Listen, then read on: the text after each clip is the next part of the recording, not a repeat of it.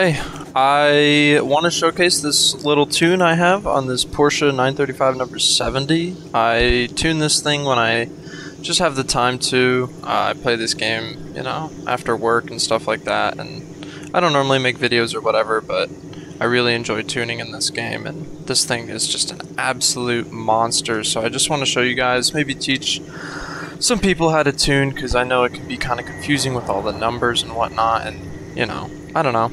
It's a lazy Sunday today, so I'm just kind of looking for something to do, and I have the means to record this, so yeah, let's give this a shot. So I'm just gonna showcase me driving it real quick, just to show you guys how it is first. It's a really nice, like, just stable, flat car. Like, you can just annihilate turns with this thing. Really quick braking, so it's good for courses that you don't even know, because you can just stop on a dime, slow down real quick, and just hit that turn real nice, hit that driving line. See that get in there. I want to record a segment where I go do the oval, because, I mean, it absolutely annihilates that track. It's crazy. It just hits those turns. It's like a slingshot. I mean, it's crazy. So just real quick, I want to share some of the stats on the car. So the thing's got about 1,200 horsepower, 1,191 to be exact. It's got 623 feet-pounds of torque, and it weighs in at 2,745 pounds. It's got a front displacement of 46, so it's kind of heavy in the rear, but that just makes it hold those angles really nicely, and you got that big fat wing on there, as you can see, so nothing to worry about there. So I mean, yeah, just let you guys enjoy hearing about that real quick. Understand where all this power is coming from. It's got a nice PWR, power to weight ratio, so I guess that's the first thing we'll talk about real quick. So power to weight ratio is weight of the car in pounds divided by the horsepower of the car. So if you take this car, it would be 2,745 divided by 1,191, and you would get a certain number. And the higher the number, the closer to 1, basically the faster it's going to move and accelerate. So a car like, let's say, I don't know, a Hellcat, right? A Hellcat weighs in at like 5,500 pounds, right? But it's got 707 horsepower. So it's moving. It's going to carry that weight pretty quickly. Now, however, if you take like a, I don't know, just like let's say the same weight of a car, 5,500 pounds, but you give it 200 horsepower, it's going to move a lot slower. So that's very important in a car. And this car has a very nice PWR. It started to rain, and you know, we lose grip immediately, so that's always nice. But yeah, that's the first little tidbit here. So if you're just interested in the tune, I'll show it off real quick here. Go through all the tabs. Here is the tires. Here's the gearing. Here's the alignment. Here's the ARB, anti-roll bar, spring rates, damping, aero, your brake, and the diff. So this is all the tabs real quick, just for the people that want it. So now for the people that are interested in how to tune a car, just, you know, if you want to learn a little bit. So tire pressure is very important. It's how you get the power down on the ground. It's what connects your car to the pavement, and it's extremely important that you dial this number in early on in your tuning. So the best window, and the only way you can really tune, but you open the telemetry window with T. I'm a keyboard player, as you can see. I got my mouse on the screen here, and this brings up all your, you know, your numbers here and whatnot. And go through, and we're gonna find heat. So as you can see, my tires are nice and cold right now, right? Because we haven't been driving. Sitting here, if I go and I just spin the tires up a little bit, as you can see, they get up and they hold. However, this car is meant to keep the tires nice and cold for those heavy brake So look, see that? Sorry, I'm focusing on the tires right now, not holding a good driving line. So look, they get evenly hot. Very, very nice. And that's what you want to see in your tires, or at least on a car like this. And of course, the way you tune is how you drive. You know, it's your driving style. You can use someone else's tune, but it's best to learn how to, which is kind of why I'm doing all this, because I want people to make their own tunes, because complementing your own driving style with your own tune, not only is it accomplishing, it just, you're more rewarded, you know, you're more successful, you get a better driving experience. So, yeah, as you can see, the tires here, keeping the fronts nice and warm, so they hit those turns nice. The backs, just in case we need to hit a heavy brake, they're not losing tons of friction, or not getting overly hot, overheating. So if we just come to a complete stop, as you can see, we don't even fully get hot. So it's very nice. This thing keeps its grip going. The other window we can look at for tires is this window here, and as we can see the pressures on the side, you want that number to be around 33 to 34 at all times. Just come to a complete break.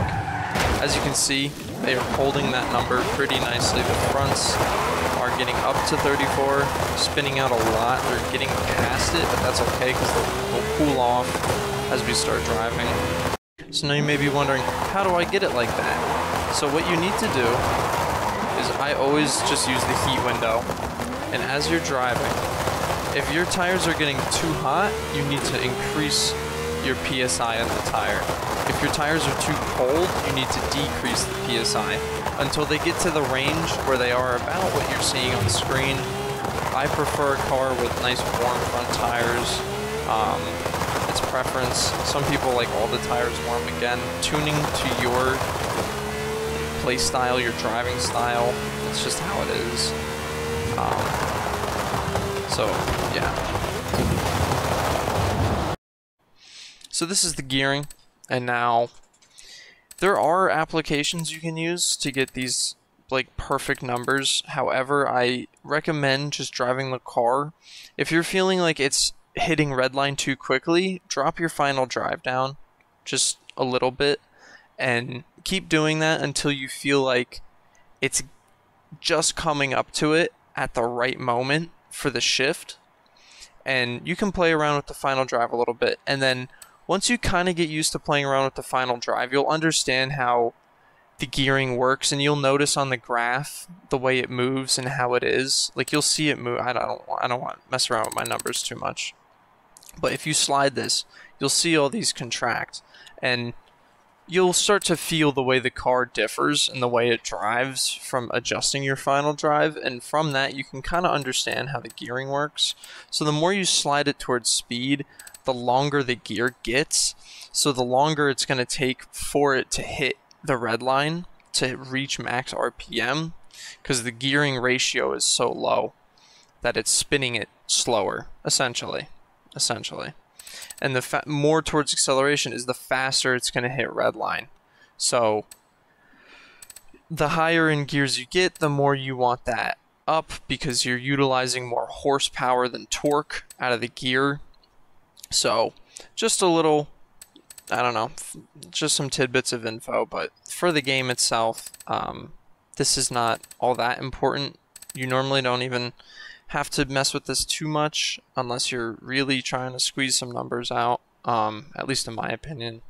But I am, so I have adjusted this right down to my liking. So yeah. So for the alignment, this is certainly an interesting one, and it can be a little tricky. Let me show you how you tune your alignment. So first you got to go to this one, this tab in the telemetry window.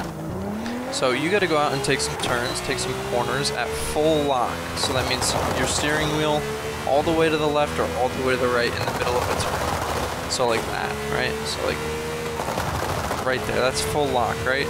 And you're gonna wanna keep your eye on the camber number being displayed on the left or right side of the screen, depending on which way you're going. So if I'm making a left turn like this, I'm gonna keep my eye on the right side of the screen on those camber numbers. And what you're looking for is the camber number flipping from positive to negative rapidly. You don't want your camber number stuck on a number. So if it's stuck on like negative 0.3, you're gonna wanna add 0.3 camber to the front or the rear, depending on what you're looking at.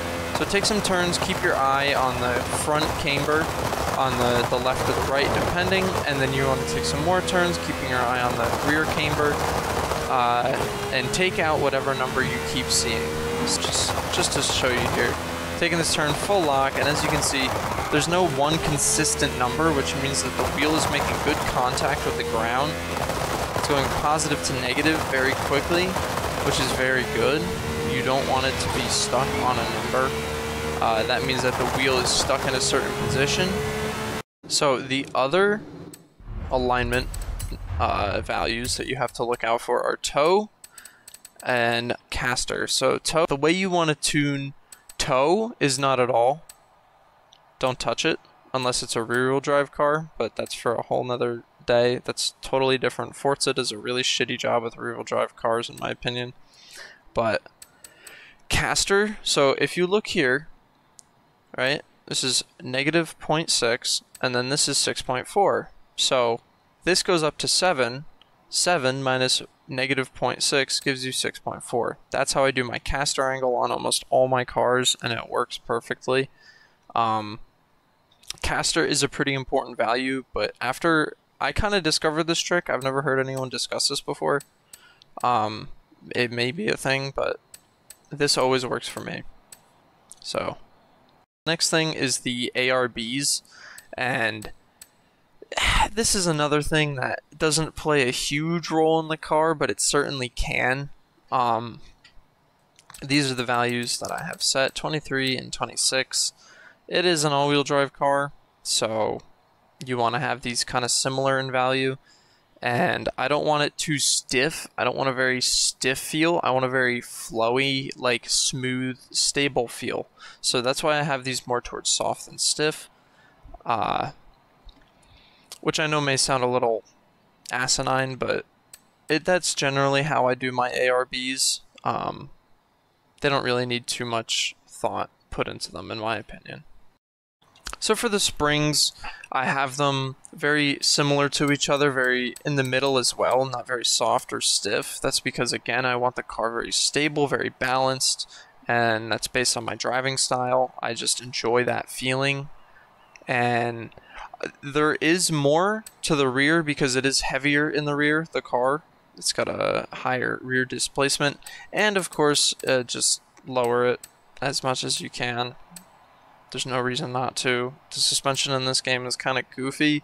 Unless you're like fucking off-roading, there's really no reason not to just slam these, in my opinion. On some cars, you have to adjust these, but on this one, because it's so just aerodynamic and awesome, you can just slam it.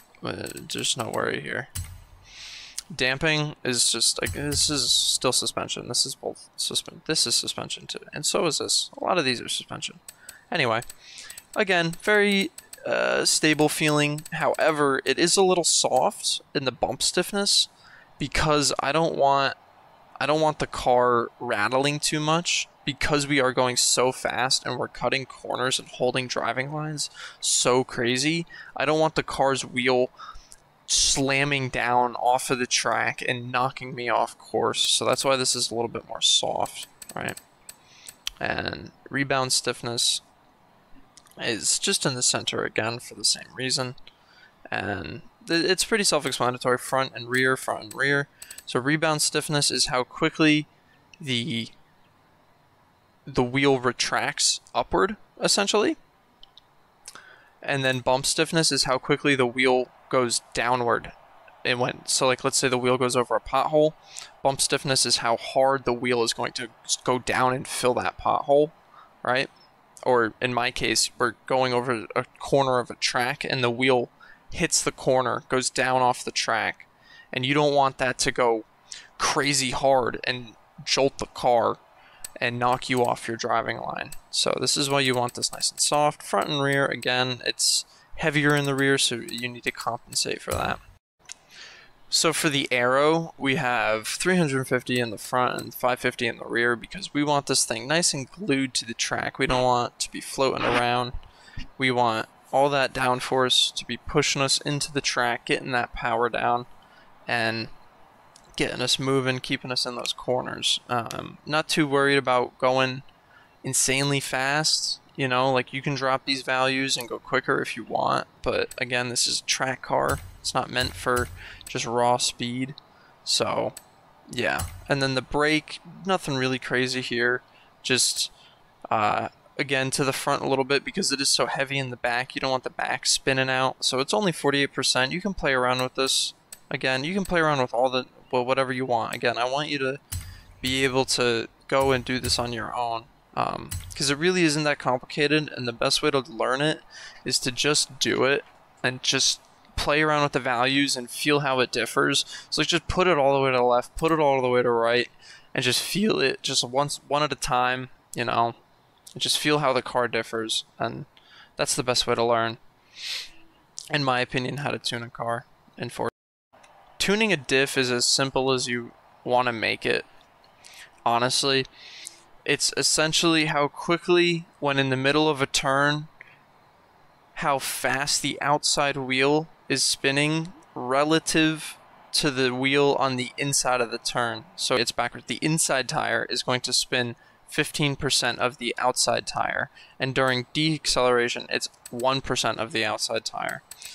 And for the rear, 50, deceleration 40. It's kind of hard to explain. It's one of those things, again, you just have to feel and tune yourself. Because this dictates mid-corner steering. So in the middle of a turn, how good the car holds and how stable it is. So with this setup, the front is not moving too much, but the rear is fucking hauling. Like, that outside tire is spinning. It's getting you in that turn. But this is holding you inside of it. And then our displacement is 65% to the rear, because it is, again, heavy in the rear, so this keeps us nice and quick and moving all that weight down the track. So, yeah. So I just want to show you real quick the track I use to tune, because it's really good, and I have always used it. Oh wait, I gotta show you the name. Hoki's official test track version 1.1. by Hoki Hoshi. It's really, really good. I love this track. Alright, so here we are, loaded in. We're going to do a quick lap around, show you guys what's going on. So one thing about this map that I really enjoy is when you hit a wall, it blows a whistle and it slows you down. You can't accelerate for like 4 or 5 seconds, so it makes you think about what happened instead of just, oh, I tapped a wall, whatever, fuck it, right? It forces you to go, oh man, what did I do wrong that time, right? So then you're kind of forced to think about, oh, well, what can I change? What can I do differently? Was it my driving? Do I need to change something with the tune? And a lot of the time, I will be honest with you, it's just you need to lay off the fucking gas. That is something that a lot of people struggle with, myself included. You're just trying to, you know, get that time down, and what's the best way to do that? Fucking power the gas. Just go quicker, right? And that can be an issue. So, I was kind of focused on what I was saying there, and I didn't really pay attention. But again, exactly what I said. It was going a little too quick, and I just tapped both walls. And that would cost you, I don't know, race a couple places maybe if you're in the middle of a track, a circuit. So, yeah. And again, it made me slow down, and I reflected on what I did wrong. And I'm thinking about what I was doing wrong. I did a bunch more wrong. Oh man. But yeah.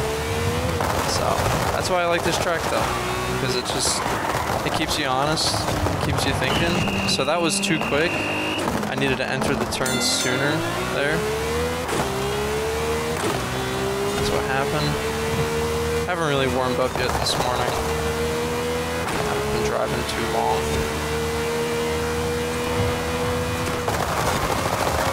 And then this part here is nice because it's kind of like dodging cars.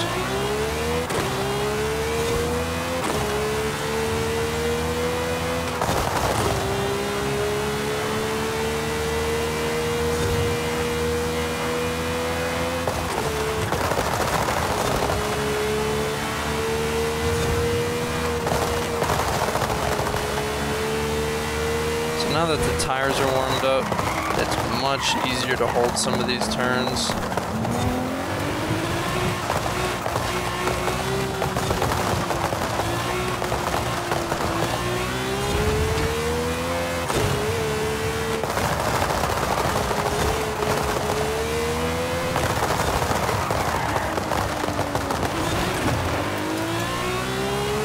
And that's exactly what I'm talking about right there. When I was referencing going off the track a little bit with the rebound and arm stiffness, is putting that one tire off the track in the middle of a corner. You don't want the car getting unbalanced just from half a second of cornering. But nice and smooth, nice and stable.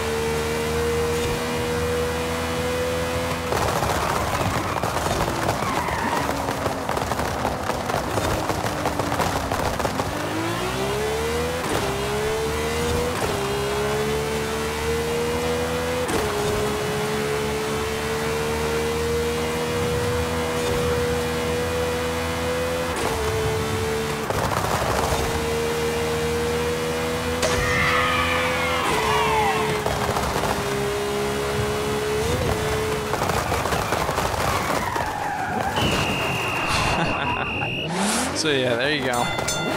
Oh man, I locked the fuck in right there. Whew. So yeah, nice little mat. Love this car. I don't know. Thought I would just make this quick little video. Oh, I was gonna showcase the oval. I guess I'll do that.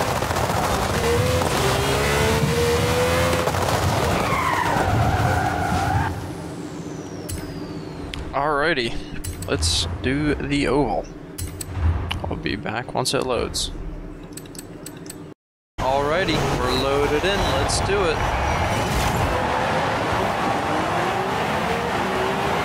Get up to speed here. Already in fourth.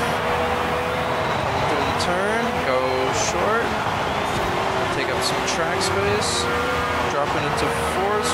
This torque. Back into fourth. Holding. We're going to overtake him. Now we are going to take this nice and easy. Hold. Because we're gaining. We don't want to do this too quickly.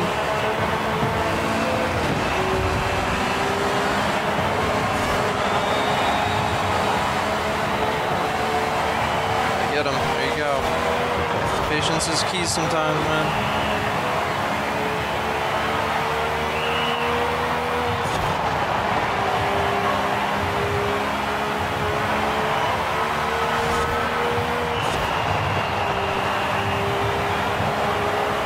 You get up to speed, you're cruising, man.